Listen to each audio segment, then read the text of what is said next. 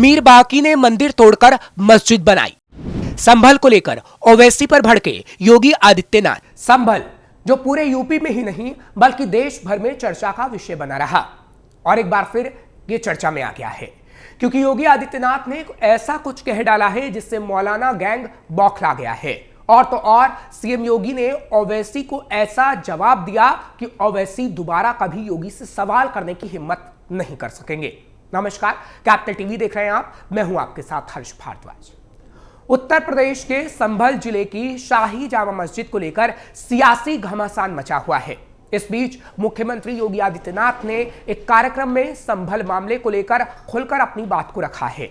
उन्होंने कहा कि पुराणों में संभल का जिक्र है। संभल में मीर बाकी ने श्रीहरि का मंदिर तोड़कर वहां पर मस्जिद बनवाई। मुख्यमंत्री योगी आदित्यनाथ ने कहा कि हम लोग हर जगह मंदिर नहीं निकालना चाहते, लेकिन जहां मंदिर है उसको समाज के सामने उजागर जरूर करना चाहते हैं। संभल एक सच्चाई है। 3 लाख की आबादी वाले कस्बे में हर महीने 250 करोड़ रुपए की बिजली चोरी होती है। दुर्भाग्य से मस्जिदों के ऊपर एक प्रकार के अस्थायी सब स्टेशन बनाकर वहां से कनेक्शन बांटे जाते थे और वहां से वो लोग वसूली करते थे और यह वसूली पावर स्टेशन नहीं करता था। उन्होंने कहा कि हम लोगों ने 4 मस्जिदों को पकड़ा जहां से 200 से 300 कनेक्शन बांटे गए थे और वो लोग वसूली करते थे। उत्तर प्रदेश के पावर कॉरपोरेशन को एक साल में 46,000 करोड़ रुपए का नुकसान हुआ और अगले साल तक यह अनुमान 60,000 करोड़ रुपए तक का है। लाइन नुकसान बहुत ज्यादा है। अकेले संभल कस्बे में 90% बिजली की चोरी होती थी और यह व्यवस्था तो ठीक करनी ही थी। संभल में कुछ कट्टरपंथियों ने उत्पात मचा रखा था जिसे ठीक करना जरूरी था। यानी योगी आदित्यनाथ ने संभल में मंदिर, मस्जिद और बिजली चोरी को लेकर अपनी बातों को रखा। ओवैसी पर योगी ने बोला तीखा हमला। पिछले दिनों संभल को लेकर ओवैसी ने बयान दिया था और कहा था जानबूझकर मुसलमानों पर कार्रवाई की जा रही है, उनकी मस्जिदें ली जा रही हैं। मुख्यमंत्री योगी आदित्यनाथ ने ओवैसी के बयान पर पलटवार करते हुए कहा कि भारत के पौराणिक ग्रंथ हमारे सामने इस बात के प्रमाण हैं कि श्रीहरि विष्णु का 10वां अवतार कहां पैदा होना है। 3500 वर्ष से 5000 वर्ष के दौरान ग्रंथों की रचना हुई है। इस्लाम का जन्म हुए 1400 वर्ष हुए हैं। हमें इससे कोई आपत्ति नहीं। आईने अकबरी में उल्लेख है कि संभल में मीर बाकी ने श्रीहरि का मंदिर तोड़कर वहां पर एक मस्जिद बनाई। उन्होंने कहा कि पुराणों के बारे में हो सकता है कि ओवैसी या अन्य लोगों को भरोसा ना हो, लेकिन कम से कम आईने अकबरी देखे। वह तो इस बात का उल्लेख कर रहा है कि वहां पर जो कुछ भी उत्खनन में सामने आ रहा है वो इस बात को प्रमाणित करता है कि वहां पर कोई पौराणिक नगरी थी। पुरातात्विक अवशेषों के आधार पर हम कह सकते हैं कि यह संभल नगरी वही है जो पुराण उल्लेख करता है। परंपरागत लोगों की आस्था वहां पर है। अगर ये तमाम चीजें वहां पर सामने आ रही हैं तो मुझे लगता है कि उनको इस सच्चाई को स्वीकार करने की हिम्मत करनी चाहिए।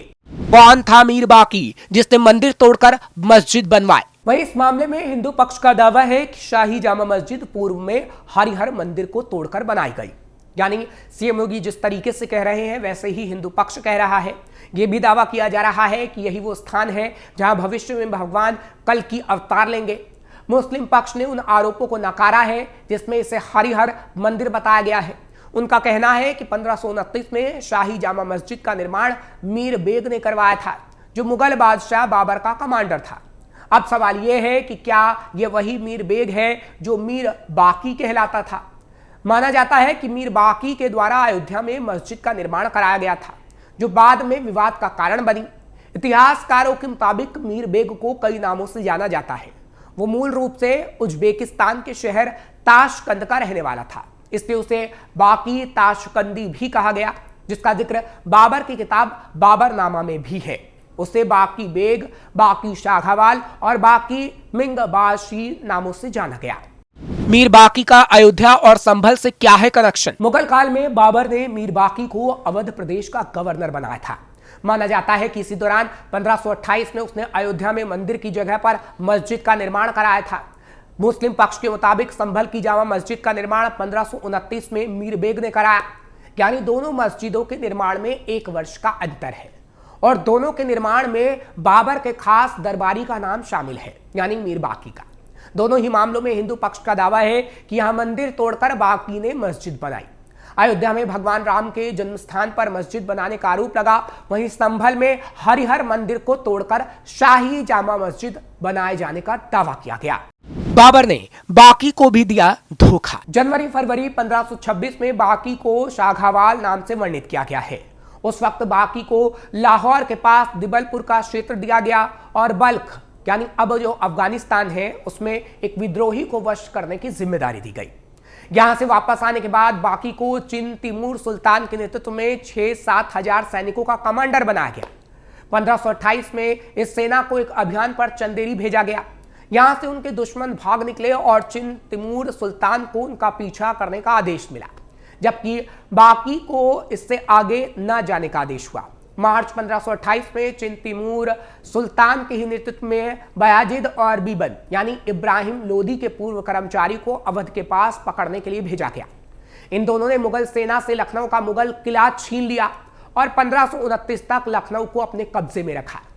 मुगल सेना की इस हार का ठीकरा बाकी के सिर फूटा। उस वक्त लखनऊ किले की जिम्मेदारी बाकी के कंधों पर थी। बाबर हार मानने वाला नहीं था। उसने ऊकी और अन्य के नेतृत्व में और सेना भेजी। बयाजिद और बीबन को जब और सेना के आने की भनक लगी तो वो लखनऊ से भाग निकले। लखनऊ किले को कुछ समय के लिए खोना और बाकी के उस पर कब्जा न रख पाने की वजह से बादशाह बाबर उससे बहुत नाराज था। इसके बाद 13 जून 1529 को बाबर ने बाकी को बुलावा भेजा। 20 जून 1529 को बादशाह ने बाकी को अपनी सेना से निकाल दिया। बाकी के साथ ही अवध में उसकी सेना को भी बाबर ने निकाल दिया, जिसका वह नेतृत्व करता था, जिसका जिक्र बाबरनामा में भी मिलता है। संभल जामा मस्जिद को लेकर किए गए कई दावे। संभल की शाही जामा मस्जिद का निर्माण बाकी ने कराया था, ऐसा कहा जाता है, और वो भी मंदिर को तोड़कर। दरअसल आपको बता दें कि संभल की शाही जामा मस्जिद का निर्माण करीब 5 बीघा जमीन पर किया गया है। यहाँ 5 वक्त की नमाज अदा की जाती है। शुक्रवार के दिन जुमा की नमाज में मस्जिद में हजारों की संख्या में नमाजी आते हैं। हिंदू पक्ष के वकील विष्णु शंकर जैन ने कोर्ट में दायर की याचिका में दावा किया था कि जामा मस्जिद की इमारत सदियों पुराना हरिहर मंदिर है। दावा यह भी किया गया था कि मंदिर मस्जिद के अंदर है, जिसमें कुछ खंभों का भी जिक्र है। वहीं जामा मस्जिद के अध्यक्ष मोहम्मद जफर ने दावा किया था कि मस्जिद का निर्माण किसी भी मंदिर को तोड़कर नहीं किया गया। एक रिपोर्ट के मुताबिक संभल के इतिहास पर तारीख ए संभल किताब लिखने वाले मौलाना मोईद का कहना है कि ये जामा मस्जिद बाबर ने नहीं बनवाई, ना ही बाकी ने बनवाई। इसके निर्माण शैली भी मुगल काल की है ही नहीं। संभव है कि जामा मस्जिद का निर्माण तुगलक काल में किया गया है, ऐसी संभावना हो सकती है। किनका रूप है भगवान हरिहर, जिसको लेकर हो रही चर्चा। संभल की जिस शाही जामा मस्जिद का मंदिर होने का दावा किया जा रहा है वह भगवान हरिहर का बताया जा रहा है।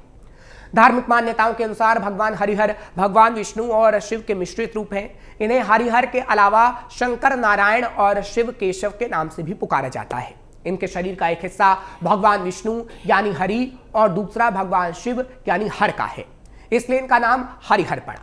भगवान हरिहर के जन्म के बारे में कई किंवदंतियां मौजूद हैं। कहां लिया था हरिहर भगवान ने अवतार? कहा जाता है भगवान हरिहर के नाम से कर्नाटक में एक प्राचीन शहर हरिहर है। यहाँ गुहासुर नाम का राक्षस रहता था। उसका विशाल साम्राज्य था। कठोर तपस्या करके उसने ब्रह्मा से वरदान प्राप्त किया कि उसे विष्णु या शिव द्वारा नहीं मारा जाए। वरदान मिलने के बाद वह लगभग अजय हो गया, जिसके बाद उसकी सारी क्रूरता बढ़ती गई। उसको समाप्त करने के लिए ब्रह्मा के अनुरोध पर शिव और विष्णु ने मिलकर हरिहर रूप धारण किया, जिसमें आधे विष्णु भगवान और आधे शिव भगवान के गुण थे।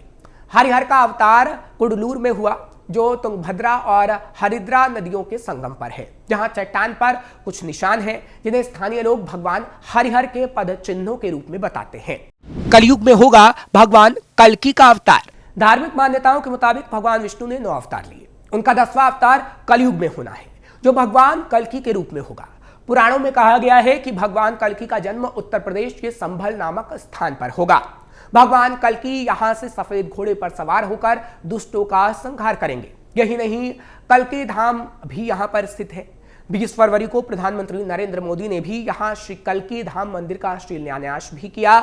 इसी मंदिर में भगवान विष्णु के 10 अवतारों के गर्भगृह बनाए जाएंगे। फिलहाल आगे आने वाले समय में यह कहा जा रहा है कि जल्द ही इसका सच सामने आ पाएगा। कि आखिर संभल में जो दावे मुस्लिम पक्ष कर रहा है वो झूठा है या फिर सच। फिलहाल आपको ये खबर कैसी लगी आप हमें कमेंट सेक्शन में जरूर बताएं। खबर को लाइक शेयर करें और कैपिटल टीवी को सब्सक्राइब जरूर करिए।